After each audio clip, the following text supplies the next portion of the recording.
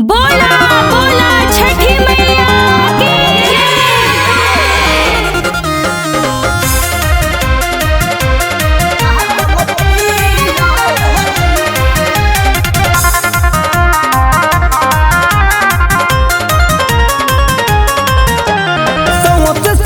बजी फेर देनी पानी रउआ से हम परतान बड़ा पानी से सबक बजी फेर देनी पानी रउआ से हम परतान बड़ा पानी देखी न कलश पर टूटल रे फूटल बाटे हो दिया दी देखी न कलश पर टूटल रे फूटल बाटे हो दिया दी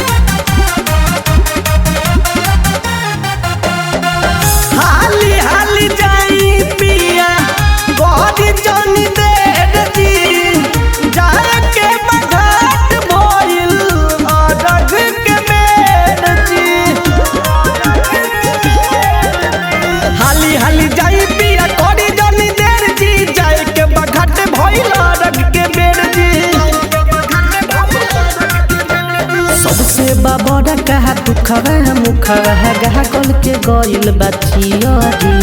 सबसे बाबा कहा दुखवा मुखवा गहा कल के गइल बचियरी